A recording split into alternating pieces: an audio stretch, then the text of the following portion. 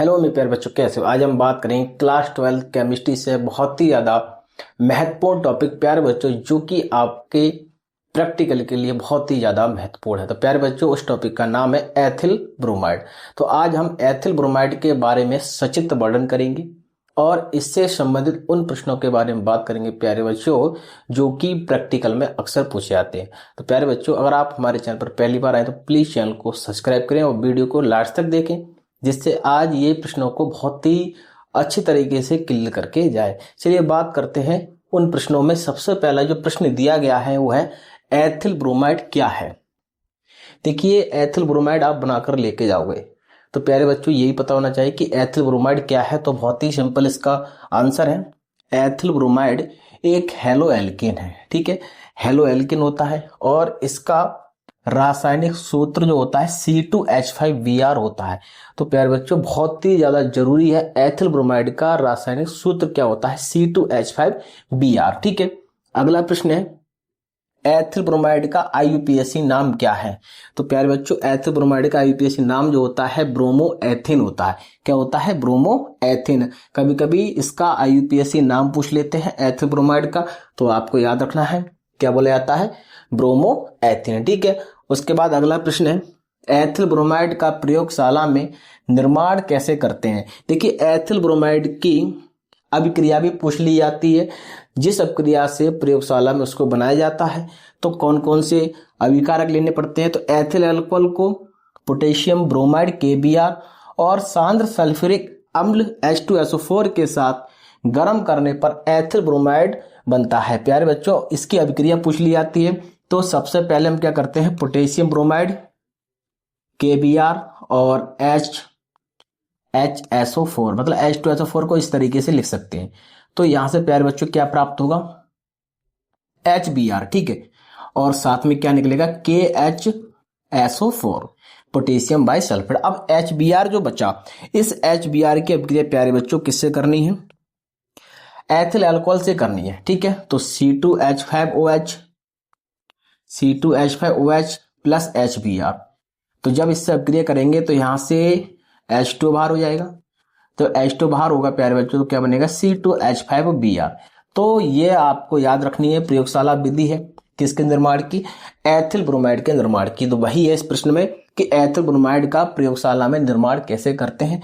तो आपको याद रखना है, एथिल अल्कोहल को पोटेशियम ब्रोमाइड मतलब KBr और सांद्र सल्फ्यूरिक अम्ल के साथ गर्म करने पर एथिल ब्रोमाइड बनता है। तो सबसे पहले KBr की अभिक्रिया H2SO4 से कराएंगे, वहां बनेगा HBr प्लस KHSO4। फिर HBr की अभिक्रिया एथिल अल्कोहल से करानी है, तब जाके क्या बनेगा? C2H5Br। और C2H5Br किसका फॉर्मूला होता है? एथिल ब्रोमाइड का। ठीक है, अब इसके बाद अगला प्रश्न दिया गया है एथिल ब्रोमाइड के निर्माण में KBr क्यों मिलाया जाता है? बहुत ही सरल आंसर है, KBr से HBr बनता है। देखिए, KBr से क्या बनता है प्यारे बच्चों? HBr। ठीक है, और उसके बाद KBr से HBr बनता है, जो एथिल अल्कोहल को एथिल ब्रोमाइड में बदलता है। HBr एथिल अल्कोहल को किसमें बदल देता है? एथिल ब्रोमाइड में। तो अभिक्रिया बहुत जरूरी है, आपको याद रखना है। ठीक है, उसके बाद अगला प्रश्न, एथिल ब्रोमाइड के निर्माण में सांद्र H2SO4 का क्या कार्य है? तो लिखेंगे KBr से HBr बनाना तथा अभिक्रिया को आगे बढ़ाना। तो आपको दिख रहा होगा कि एथिल ब्रोमाइड में जो सांद्र H2SO4 है, इसका रोल क्या है? तो इसका रोल है कि जो KBr था उसको किसमें बदल दिया? HBr में, और अभिक्रिया को कहां बढ़ा दिया? आगे की ओर। ठीक है, इसके बाद अगला प्रश्न है एथिल ब्रोमाइड की पहचान कैसे करते हैं? तो गंध जल में अघुलनशीलता। तो ये प्रश्न है, इनके बारे में डीपली पढ़ के जाना है, इनको सही से याद करके जाना है, कि जो कि आप चार्ट पर अगर एथिल ब्रोमाइड का चित्र बना के लेके जाते हो तो प्यारे बच्चों इन्हीं में से एक प्रश्न पूछे जाएंगे। ठीक है, और प्रश्न भी है, देखिए एथिल ब्रोमाइड का भौतिक गुण लिखिए। तो एथिल ब्रोमाइड का भौतिक गुण क्या है? रंगहीन होता है, द्रव, तीखी गंध वाला, और पानी में कैसा होता है? अघुलनशील, और कैसा होता है? वाष्पशील। ये आपको याद रखना है। ठीक है, एथिल ब्रोमाइड का रासायनिक गुण लिखिए। तो याद रखना, क्षार के साथ एल्कोहल बनाता है तथा AgNO3 से क्या करता है? AgBr देता है। ठीक है, जैसे क्षार के साथ एल्कोहल C2 H5Br है, ठीक है। अगर हम इसकी अभिक्रिया क्षार से करा दें NaOH से, तो NaBr बाहर हो जाएगा, ठीक है। जब NaBr बाहर होगा तो क्या बन जाएगा, C2H5OH। तो कहने का मतलब यह है कि अगर हम एथिल ब्रोमाइड की अभिक्रिया किससे करा दें, क्षार के साथ करा दे, तो क्या बनाता है, अल्कोहल बनाता है। तो यहाँ पर अल्कोहल क्या बना, C2H5OH। अगर AgNO3 से कराते तो क्या बनाता है, AgBr देता है, जैसे C2H5Br, ठीक है। इसकी अभिक्रिया AgNO3 से कराइए, तो जब AgNO3 से कराएंगे तो क्या निकलेगा प्यारे बच्चों, यहां से AgBr बाहर हो जाएगा और साथ में C2H5NO3।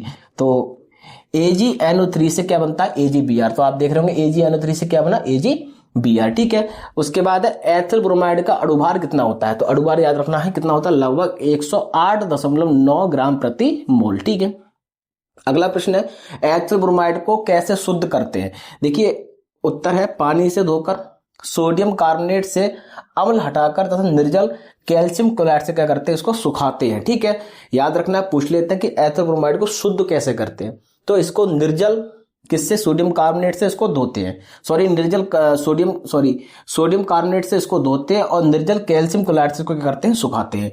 इसके बाद अगला प्रश्न, एथिल ब्रोमाइड को अंधेरी बोतल में क्यों रखा जाता है, प्रकाश में यह धीरे धीरे अपघटित हो सकता है। तो इसलिए इस प्रश्न को याद रखना है कि हम एथिल ब्रोमाइड को प्रकाश में क्यों नहीं रख सकते हैं, अंधेरे में क्यों रखा जाता है। तो सीधा सीधा है कि यह अपघटित हो जाता है, टूट जाता है। इसके बाद अगला प्रश्न, एथिल ब्रोमाइड का उपयोग कहाँ होता है, तो लिखेंगे कार्बनिक संश्लेषण में तथा औषधि के निर्माण में, ठीक है। ये उपयोग है यूजी से, याद रखना।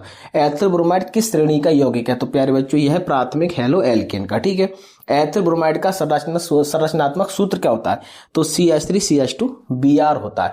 तो ये वो प्रश्न है जो कि आपसे वाइवा में एथिल ब्रोमाइड की से संबंधित है, और इन्हीं प्रश्नों को प्यारे बच्चों आपसे वाइवा में आपसे पूछा जाएगा। तो प्यारे बच्चों इन प्रश्नों को सही से कवर करके जाएं, ठीक है, जिससे कि आपका वाइवा बहुत बढ़िया हो, ठीक है। अब हम बात करते हैं इसके डायग्राम के बारे में, मतलब चित्र के बारे में। देखिए चित्र में क्या है, सबसे पहले आप इस चित्र को चार्ट पर बनाकर लेके जाओगे, ठीक है। और बनाने के साथ साथ एक बात याद रखना प्यारे बच्चों, इन सबको नहीं लिखना है। अस्वन फ्लास्क, वालु ऊष्मक, जल संघनित्र है, जल ठंडा जल, अशुद्ध C2H5Br, ये सब आपको नहीं लिखना है।